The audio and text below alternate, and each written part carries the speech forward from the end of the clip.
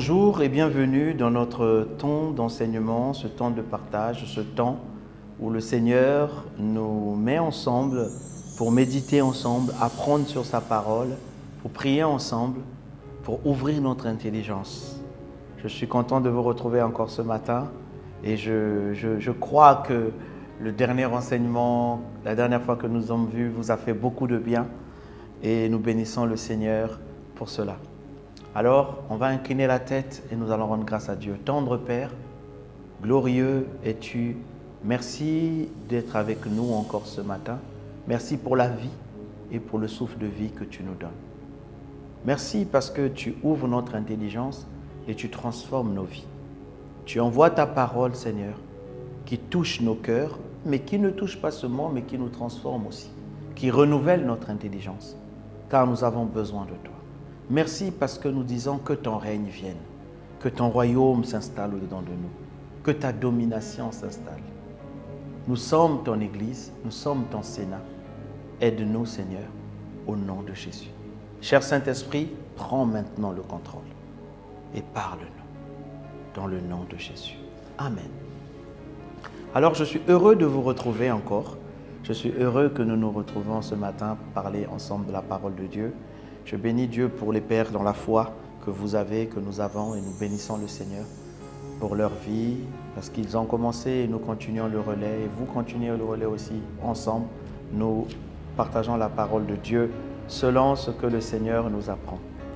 Alors depuis, nous sommes en train de parler du royaume, et depuis bientôt 2 sessions maintenant, nous avons parlé de la monnaie dans le royaume. La monnaie dans notre royaume, c'est la foi. Plus on a de la foi, plus on possède. Comme plus on a d'argent sur cette terre, plus on possède. Et nous avons commencé à aborder la session dernière sur le système financier du royaume.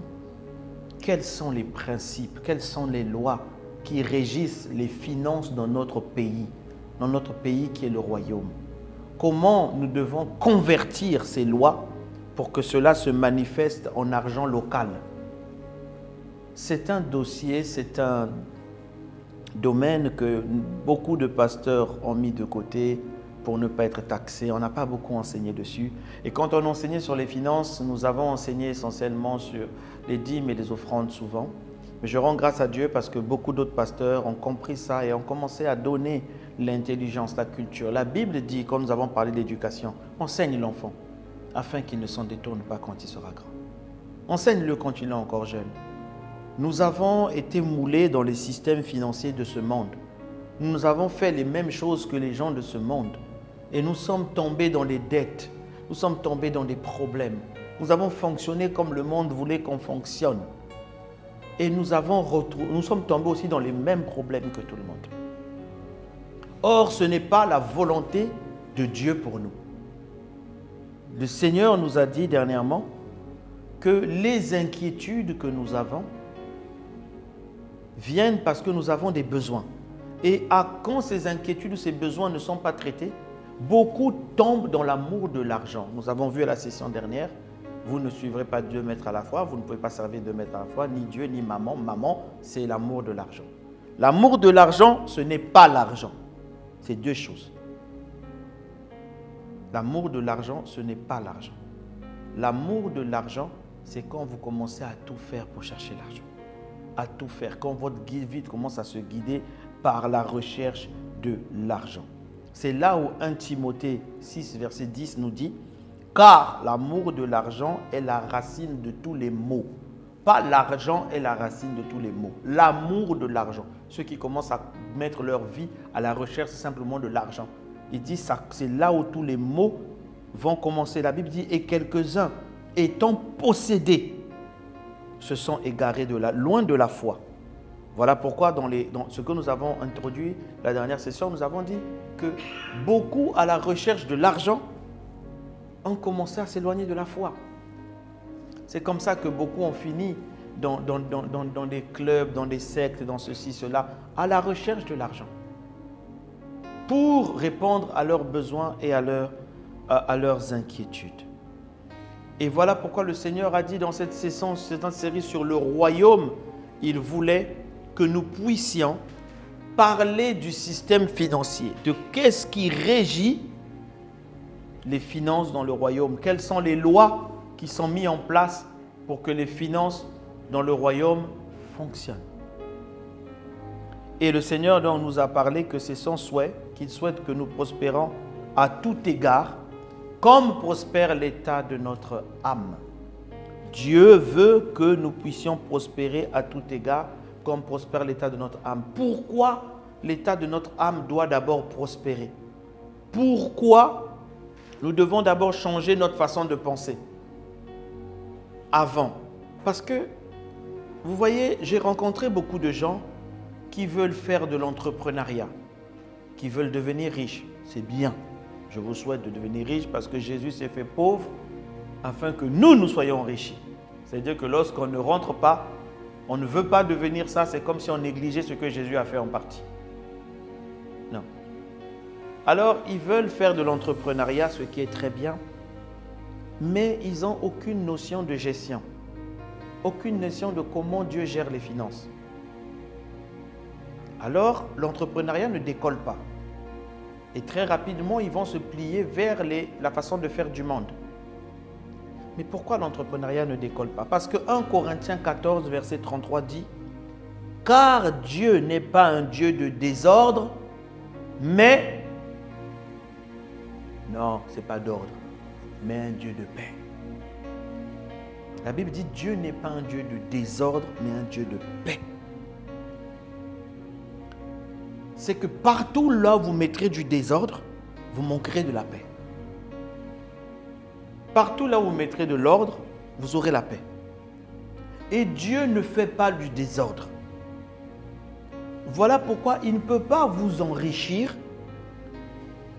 Pas qu'il ne veut pas. Il ne peut pas vous enrichir quand vous êtes mauvais gestionnaire. C'est logique. Vous allez gaspiller l'argent, vous allez faire la pagaille avec. Ça va même vous détruire.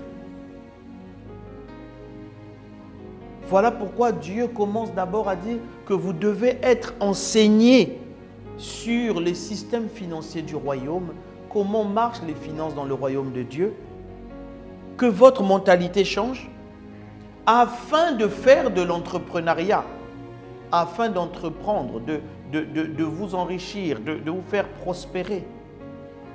Vous voyez, excusez-moi l'expression, quand vous voyez quelqu'un qui a des problèmes financiers, quand il a de l'argent, vous allez vous rendre compte qu'il va acheter des conneries. Ou soit encore ceux qui ont une mentalité de pauvreté. Dès que vous voyez, quand ils ont un peu d'argent qui tombe, ils vont s'acheter une grosse voiture, ils vont s'acheter ceci. Et quand vous allez rencontrer ceux-là même qui sont riches, quand vous les voyez, ils sont simples. Ça veut dire que, et ça, que ce soit au nord, au sud, à l'est, à l'ouest, aux États-Unis, en Chine, en Europe, en Norvège ou en Afrique du Sud, en passant par l'Australie et autres, c'est comme s'ils ont les mêmes mentalités de simplicité. Ça veut dire qu'il y a une éducation que ces personnes ont acquise qui emmène que la simplicité, l'humilité deviennent des choses qui fonctionnent simplement le long d'eux. Ce n'est pas l'argent qui les fait, mais c'est ce qu'ils sont qui fait l'argent. Tout ça, ça rentre dans les systèmes financiers du royaume que nous allons partager. Alors, bon, je suis déçu, je ne pourrai pas tout vous dire. Je vais vous donner quelques-uns pendant les sessions qui vont suivre. Mon but, ce n'est pas de tout vous dire. Nous méditons ensemble, vous devez chercher. Vous devez, moi, mon but, que le Seigneur me dit, parle de ça, ça, ça, ça. Il me dit, arrête-toi là, je m'arrête. Je sais qu'il y a plein d'autres choses à enseigner. Mais je m'arrête parce que lui, c'est lui qui dit. C'est-à-dire que derrière, les bases qu'il vous donne vous permettent d'aller déjà plus loin. Et de venir aussi m'enseigner à mon tour. Hein. J'ai aussi besoin d'être enseigné de ce que vous avez appris, de m'envoyer des messages. Pas seulement pour me poser des questions, mais pour me donner des témoignages, pour dire ce que Dieu a fait, ce que vous avez aussi compris. Ça sera un partage. Et je serai content. Ça va aussi m'affermir moi-même. Alors, nous allons partager ensemble les principes. Certains principes. Ce sont des choses que vous connaissez. On va juste le dire autrement. Vous allez voir que ça touche votre vie financière et ça a des impacts sur votre vie financière. Alors que nous allons parler d'un système financier, vous comprenez qu'on ne peut pas parler d'un système financier sans parler de la monnaie, de l'argent. Et chez nous, la monnaie, c'est la foi. Ça veut dire que tout ce que nous allons faire, quand on parle par exemple d'un transfert, on parle de transfert de quoi? Dans le monde bancaire, on parle de transfert d'argent. Donc si je vous parle de transfert, vous savez savoir que ces transferts, il faut qu'il y ait la foi dedans. Parce que notre argent spirituel, c'est la foi. Donc tout ce qu'on va dire, vous devez croire ça. De toute façon, ça ne sort pas de ma tête, ça sort de la parole de Dieu. Amen. Amen. Bienvenue dans ce voyage de métanoïa. Bienvenue dans ce voyage de renouvellement du système de pensée.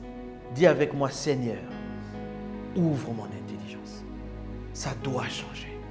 Je suis prêt à recevoir ce que tu veux m'enseigner. Au nom de Jésus.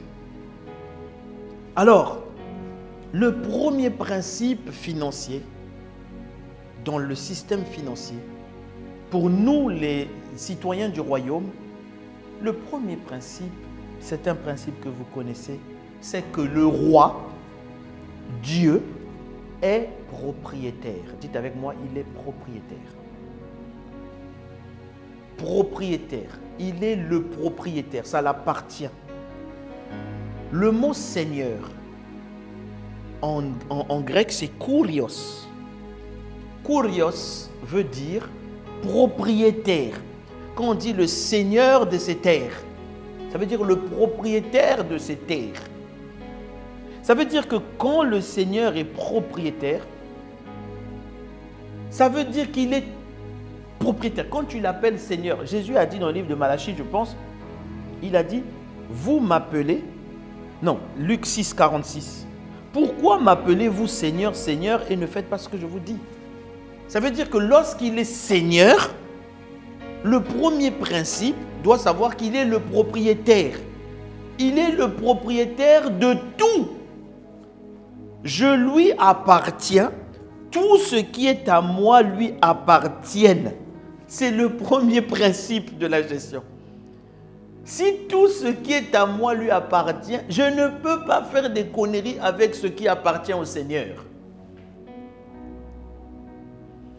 Le livre de 1 Chronique 29, 11 dit « À toi, Éternel, la grandeur, la force et la magnificence, l'éternité et la gloire, car tout ce qui est au ciel et sur la terre t'appartiennent. À toi, Éternel, le règne, car tu t'élèves souverain au-dessus de tout. » Il est le propriétaire. Mon frère, ma soeur, il est le propriétaire. Ag 2, verset 8 dit, l'argent est à moi, l'or est à moi, dit l'Éternel des armées. Psaume 50, verset 10 dit, car tous les animaux des forêts sont à moi, toutes les bêtes des montagnes par milliers. Dieu est le propriétaire de tout. Ne vous dites pas que c'est mon argent. C'est faux. Ce n'est pas ton argent, c'est l'argent de Dieu. Aïe, ça fait mal déjà. Ça veut dire que tes dépenses. Là. Je me suis beaucoup inspiré de beaucoup de livres que le Seigneur me demandait de lire pour faire cette formation, faire cet enseignement. Et l'un des livres que j'ai lu, c'était le livre du pasteur Larry Burkett, qui m'avait beaucoup touché. C'est vraiment là où Dieu m'avait beaucoup parlé avec sa Bible. Larry Burkett dit, lorsque nous reconnaissons que Dieu est le propriétaire, toutes les décisions concernant les finances, notre argent, deviennent des décisions spirituelles. Aïe, ça pique. Toi, tu dépenses là. Tu ne demandes même pas l'avis de Dieu. Tu ne demandes même pas l'avis du Saint-Esprit pour faire telle ou telle dépense. Pourquoi? Parce que tu dis que c'est pour toi. Alors si c'est pour toi, Dieu n'a pas besoin de le faire multiplier. Débrouille-toi. Mais lorsque l'argent appartient à Dieu, là maintenant tu commences à réfléchir. Ah, est-ce que je dois le faire? Si moi je te donne mon argent, tu vas le dépenser comme ça là. Mais tu dépenses quand tu es un voleur. Ce n'est pas pour toi. Nous ne sommes que des intendants. Voilà pourquoi la Bible nous appelle, vous connaissez l'histoire de l'intendant fidèle. Il nous appelle des intendants. des gestionnaires de ce que Dieu met entre nos mains. Il est le propriétaire. Quand vous comprenez ça, facilement vous allez, il va te dire donne à un tel, fais du bien à un tel. Ne pleure pas parce que si tu agis comme ça, il sait que tu es un endroit fidèle. Il va rajouter. Mais la Bible dit quoi? Dans le livre de Deutéronome, on ne muselle pas le bœuf lorsqu'il foule le grain. Ça veut dire quoi? On ne peut pas attacher la bouche de l'animal au moment où il est en train de travailler sur la nourriture. Il va mourir. L'envie là va le faire mourir. Ça veut dire que si Dieu passe par toi pour bénir l'église, pour faire du bien à un tel, toi-même tu vas manger au milieu. Toi-même tu mangeras. Il va te mettre bien. Parce que Dieu ne peut pas te dire donne telle somme d'argent à un tel et que toi-même tu restes, tu n'as pas à manger. Dieu n'est pas bête. S'il te dit ça, la Bible dit afin que vous ayez assez au point où il vous reste pour faire du bien aux autres. Oh Dieu, que cela soit ton partage au nom de Jésus. Donc le premier principe, c'est que Dieu est propriétaire. Il est propriétaire. Ça, c'est le premier principe du roi. Le roi est propriétaire. Il est propriétaire de tout. Il est même propriétaire de ta vie. Il est le propriétaire de l'église. Je bâtirai mon église, mon Sénat. Il est le propriétaire. Vous êtes mes brebis, vous m'appartenez. C'est comme si aujourd'hui, toi, tu as un troupeau d'élevage et la brebis X, elle va manger le foin dans ton troupeau, dans ton pâturage. Et la brebis l'a dit, non, le foin là, c'est pour mon foin. Tu vas dire, oh, c'est moi qui te nourris. Amen. C'est le premier principe. Lorsqu'on comprend déjà ce principe-là, on ne joue plus avec l'argent. On ne fait pas ce qu'on veut. On n'achète pas ce qu'on veut. Parce que le premier principe, c'est d'abord Dieu est Seigneur. Seigneur, c'est ton argent que tu mets entre mes mains. Je dois être trouvé donc un bon gestionnaire, un bon intendant. N'oubliez pas, le maître est venu, il a donné 5 talents à un, 2 à l'autre et 1 à l'autre. Il est parti. C'est ça. Ils ont travaillé, ils ont fructifié ça. Parce que ce n'est pas eux. Mais au milieu, pendant qu'ils travaillaient, est-ce qu'ils ne mangeaient pas? Ils mangeaient. Ils mangeaient.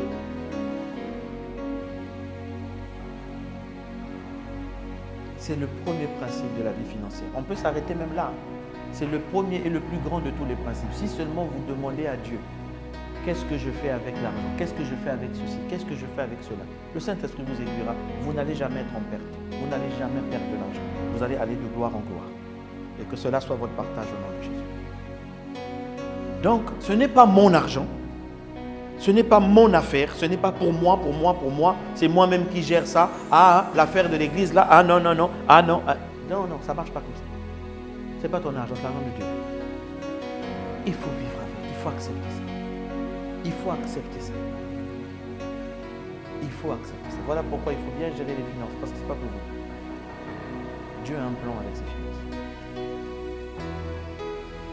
Principe numéro 2. Dieu est au contrôle. Le roi contrôle tout. Le roi contrôle tout dans le royaume. Le royaume, c'est son royaume. C'est sa propriété. C'est son pays. C'est lui qui est le premier responsable. Il est le souverain. Il contrôle tout. Dites avec moi, Dieu est au contrôle. Il connaît toutes choses. Il connaît la situation, ta situation, parce qu'il est au contrôle et il est dit qu'il est le bon berger. Il prend soin de ses brebis. Il est au contrôle. 1 Chronique, verset 29-12. C'est de toi que viennent la richesse et la gloire. Tu domines sur tout et dans ta main réside la force et la puissance. Tu détiens le pouvoir d'élever qui tu veux et de rendre fort. Il a le pouvoir d'élever qui il veut. Psaume 135, verset 6. Tout ce que tu veux, tu le fais. Tout ce que l'Éternel veut, il le fait. Dans les cieux et sur la terre. Dans la mer et même dans les abîmes. Même en enfer, Dieu agit. Psaume 75, verset 6 à 7. Ce n'est pas de l'Orient. L'Orient, c'est les pratiques occultes. Ni de l'Occident. L'Occident, c'est l'intelligence, des choses comme ça. La connaissance. Il dit ce n'est pas de l'Orient ni de l'Occident, ni dans le désert. Le désert, ce sont tes souffrances. Ce sont les choses difficiles dans les combats, dans les forces. Que vienne la grandeur. Il dit, c'est Dieu seul qui juge. Il abaisse l'un, il élève l'autre. Ça veut dire quoi? Que quand Dieu est au contrôle, il faut que tu sois en paix. Ne t'inquiète pas, comme on l'avait déjà dit. Ne t'inquiète pas de l'argent. Jésus a dit, ne vous inquiétez pas de ce que vous mangez, de ce que vous soyez. Ne vous inquiétez pas. Pourquoi? Mon Père est au contrôle. Ça enlève de ton cœur la jalousie. Parce que mon Père est au contrôle. Il élève qui il veut. Ça enlève au-dedans de toi la comparaison. Pourquoi un tel, mais pourquoi pas moi? Pourquoi un tel? Pourquoi chez lui il y avait eu ça, pas chez moi? Pourquoi chez moi il n'y a pas eu ça? Pourquoi chez lui il y a eu ceci? Il élève qui il veut quand il le veut. Qui il veut. Le livre de Romains dit, ça ne dépend pas de celui qui court ou de celui qui marche. Ça dépend de Dieu qui fait miséricorde à qui il veut. Ton Père est au contrôle. Il peut t'enrichir du jour au lendemain. Il peut changer ta vie comme il a montré des exemples avec Joseph. Prison, palais. Prisonnier, premier ministre.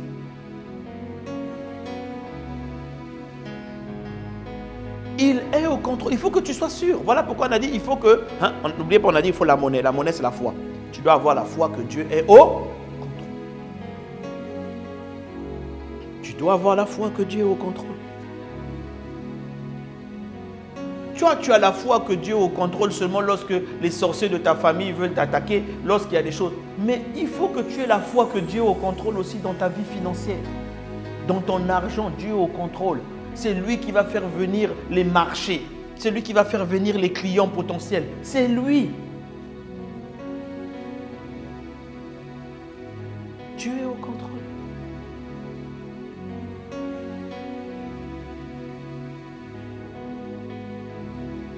Quand tu comprends ça, tu n'es plus inquiet. Parce que le livre de Romains 8 au verset 28 dit: nous savons au reste que toutes choses concourent au bien de ceux qui aiment Dieu et ceux qui sont appelés selon son dessein. Tu es appelé selon son dessein. Voilà pourquoi tu es en train de m'écouter encore aujourd'hui. Donc, tout concourt à ton bien. Même quand le diable fait quelque chose pour te faire du mal, reste seulement calme. Dis, Dieu est au contrôle. Comme j'ai un frère qui habite au Maroc, peut-être qu'il me suivra même. Il dit toujours, quand tu l'appelles, je dis, comment tu vas, mon cher Lévi? Il dit toujours, ah, pasteur, Dieu est au contrôle. C'est-à-dire que ce soit bon, que ce soit mauvais, Dieu est au contrôle. Je crois qu'il est au contrôle. Les gens qui me connaissent, quand ils m'appellent, ils me disent, pasteur, comment allez-vous? Je leur dis, je vais toujours bien. Je vais toujours. Même quand le monde entier dit, ah, là, le pasteur Marc est en train de souffrir. Quand on m'appelle, je dis, je vais toujours bien. Pourquoi? Jésus est déjà mort pour moi, il est au contrôle. Il est déjà mort pour moi. Quelqu'un peut me faire un nom. Jésus est déjà mort pour moi. Il est déjà mort alors que j'étais pécheur. À combien de plus forte raison je suis né de nouveau aujourd'hui? Dieu est au contrôle. Il est au contrôle de votre situation financière. Il est au contrôle de ta vie. Il est au contrôle. Tu dois le croire. Tu n'as rien à manger aujourd'hui. Dis-toi que Dieu est au contrôle. On menace ton boulot. On veut te virer. Dis-toi que Dieu est au contrôle. Quand tu pries, dis, Seigneur, je sais que tu es au contrôle. Mais Dieu est content quand tu lui dis ça. Il dit, oui, toi au moins tu sais. Alors je vais te démontrer que je suis au contrôle. Les opportunités vont arriver de partout. Pourquoi? Parce que quand on te demandera comment tu as fait pour avoir tous ces clients, tu diras, Dieu est au contrôle. Comment tu as fait pour avoir cette idée de business? Tu diras, c'est lui qui élève un, qui abaisse l'autre. C'est Dieu qui lui-même est au contrôle. Je ne m'inquiète pas. Sois délivré de l'inquiétude au nom de Jésus-Christ. Répète avec moi, Dieu est au contrôle. Dieu est au contrôle de ma vie. Dieu est au contrôle de mes finances. Le roi est au contrôle. Principe numéro 3. On va faire 3 principes aujourd'hui et puis on s'arrête. Hein? On s'arrête. Ça fait beaucoup. Là déjà, c'est que ça secoue ta tête. Il faut que tu te poses pour que tu te dises, mais comment je n'ai jamais su ça? Oui, c'est là devant tes yeux. Le principe numéro 3. Le roi n'est pas fou. Il est un roi responsable. Il est un roi qui pourvoit. Vous savez, même les présidents de ce monde ne veulent pas que les peuples de leur nation crèvent de faim, meurent de faim. Pour un roi, c'est encore pire. Parce que la Bible dit que la force du roi, c'est quand le peuple est nombreux. Mais comment un peuple qui meurt de faim va diminuer? Et on va dire ce roi-là est incapable, ses sujets, ses habitants meurent de faim. Voilà pourquoi le roi réfléchit toujours pour pouvoir. Voilà pourquoi il dit, ce ne sont pas les projets que j'ai montés pour vous, sont des projets de paix et de faveur et de bonheur, afin de vous donner une espérance et afin de vous donner, c'est quoi? La paix et l'espérance.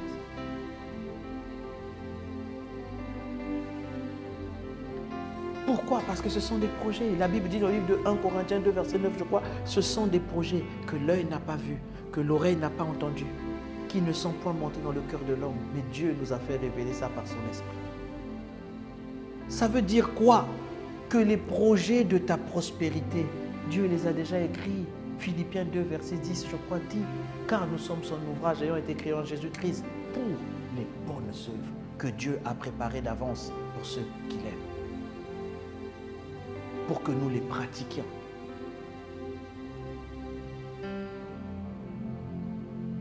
Ça veut dire que tu as un Père qui pourvoit.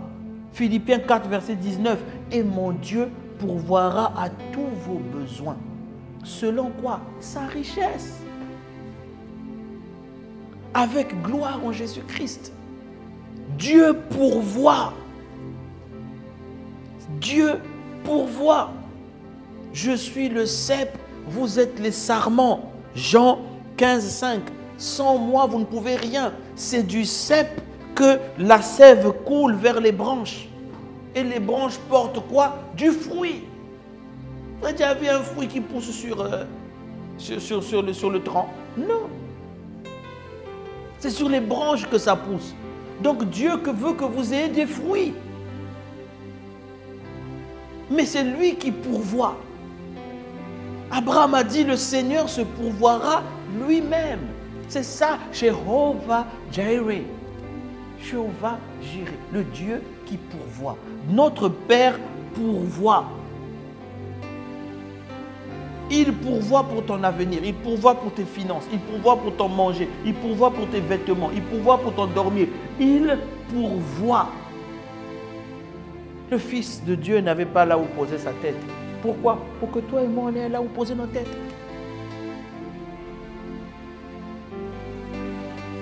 Mais lorsque vous vous inquiétez, vous bloquez ce flux de pourvoyance. Lorsque vous doutez, je vous ai dit dans tout ça là, il faut avoir l'argent, la foi.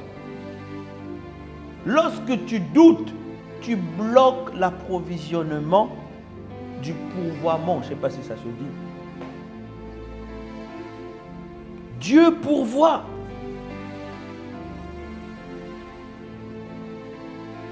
quand Dieu pourvoit, ça t'enlève la comparaison, ça t'enlève l'orgueil. Parce que tu sais que c'est Dieu qui m'a donné. C'est Dieu qui a pourvu pour moi. Mais il faut que ce soit assis au-dedans de toi. Que tu puisses croire que Dieu pourvoit. Dieu prend soin de toi. Tu ne mourras pas de faim, tu ne seras pas dans le manque. Il veille sur sa parole pour l'accomplir. Il s'est fait pauvre pour que tu sois enrichi. Et dis-lui merci pour cela. Dis-lui merci pour cela. C'est ça, c'est sur ces règles que fonctionne le système financier. Le système financier tourne là. Les virements financiers sont en train de se faire dans le royaume. Mais il va voir qui croit que Dieu pourvoit. Ah, c'est lui là. Fou, virement spirituel. Ça arrive. Demain, on t'appelle. Ah oui, il y a une opportunité pour vous ici. Ah oui, votre enfant a été pris à telle école. Ah oui. Pourquoi? Dieu pourvoit. Le système financier du royaume est en train de tourner. Il regarde qui dans son cœur sait que Dieu est au contrôle de tout. Si, ah non, Seigneur, moi je sais que tu es au contrôle de toutes choses. Brrr, transfert arrive chez toi. Le contrat là où il y avait 15-20 personnes qui se battaient, ça va chez toi. Le business là, il y avait... Pourquoi? Dieu est au contrôle. Dieu pourvoit. On va dire pourquoi seulement lui? Et moi j'aime bien répondre à cette question. Et pourquoi pas? Et pourquoi pas moi? Et pourquoi pas mon frère? Pourquoi pas lui? Mais parce qu'il croit que Dieu contrôle le système financier du royaume. Parce qu'il croit que Dieu pourvoit. Et il sait que quand Dieu va me donner ça, je ne vais pas faire la pagaille avec. Pourquoi? Je sais qu'il est le propriétaire de ce qu'il me donne. Alors quand l'opportunité arrive, Seigneur, qu'est-ce qu'il faut que je fasse? Il faut que tu embauches un tel. C'est mon fils. Pourquoi? Il croit. Il attend un travail. Il croit que je l'ai donné. Toi aussi, tu deviens le canal. Toi aussi, tu as reçu. Mon frère, Dieu m'a dit de t'embaucher. C'est vraiment Dieu qui vous a parlé. C'est vraiment Dieu. Pourquoi? Je priais, Dieu m'a dit ne t'inquiète pas. Je suis en train d'arriver. Vraiment, c'est Dieu qui vous a parlé. Et lui aussi, quand il vient, il sait que c'est Dieu qui... Le système financier du royaume marche comme ça. On ne le voit pas sur la terre. On galère sur la terre souvent parce qu'on oublie que c'est Dieu qui est au contrôle. On oublie que c'est Dieu qui élève. On fait confiance aux hommes. La Bible dit maudit soit l'homme qui se confie en l'homme. Psaume 118, verset 8. Maudit soit l'homme qui se confie en les grands. Psaume 118, verset 9. Les chrétiens commencent à se confier dans les hommes. Commencent à dire, ah oui, c'est un tel mon avenir. C'est un tel ceci, cela. C'est un tel. Je dois tout à un tel. Je ne dois rien à personne. Je dois tout à Dieu. Je dois tout à Dieu. C'est Dieu qui élève un, qui abaisse l'autre, qui élève celui qui est. C'est Dieu qui pourvoit pour tous ses enfants. C'est Dieu. Les gens ont commencé à... Les finances ont commencé à se casser. Parce que les gens ont commencé à croire que leur vie dépendait du système du pays. Dieu vous a envoyé sur la terre, dans le pays où vous êtes, pour que vous deveniez des solutions. Des solutions pour le gouvernement, des solutions pour les habitants. Dieu vous envoie pour que vous soyez des solutions, des aides. Ceux qui viennent solutionner les problèmes. Mais si on vous a envoyé pour être une solution, vous commencez à vous-même à être un problème.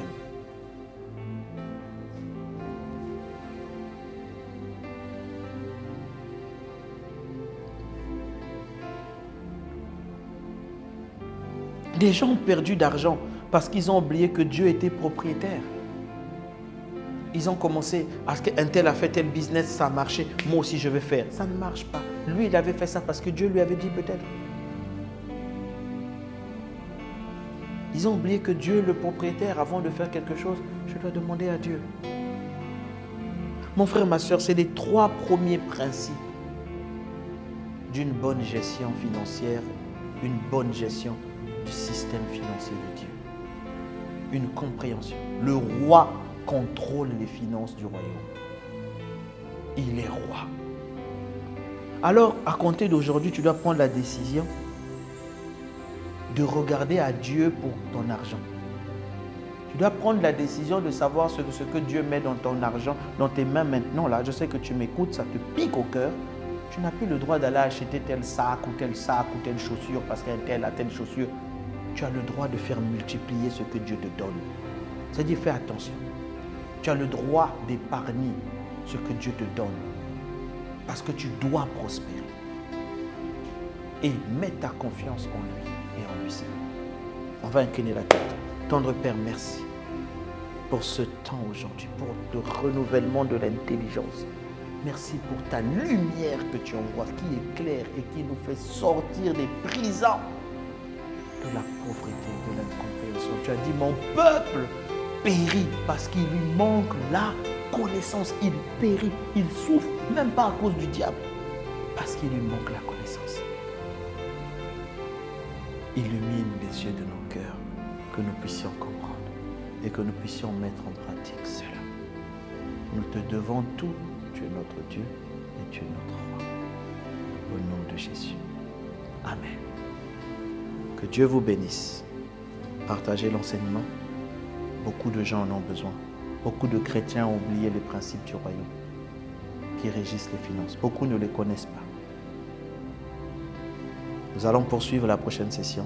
Si vous êtes là et vous n'avez pas encore donné votre vie à Jésus, ne vous déconnectez pas. C'est le premier pas vers tout ce que nous sommes en train de dire. Que Dieu vous bénisse. Envoyez-nous vos témoignages. Que le Seigneur vous fasse du bien. Amen.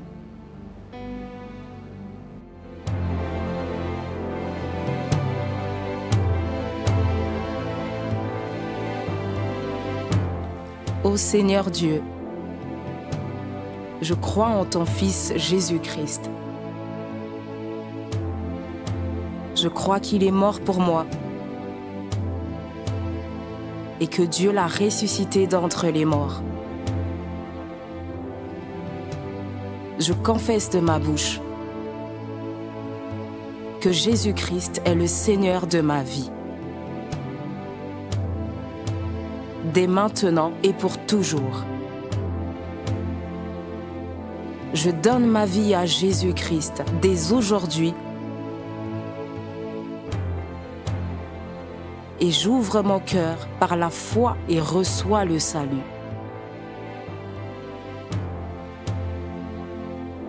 Je reçois maintenant la vie éternelle dans mon esprit. Merci Seigneur d'écouter ma prière. Mes péchés ont été lavés par le sang de Jésus.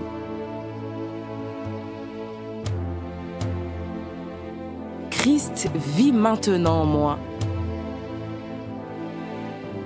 Et je suis libre. Je suis sauvé.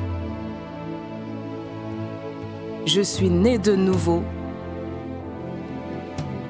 Et dès aujourd'hui, je marche en ayant conscience de ma nouvelle vie en Jésus-Christ. Amen.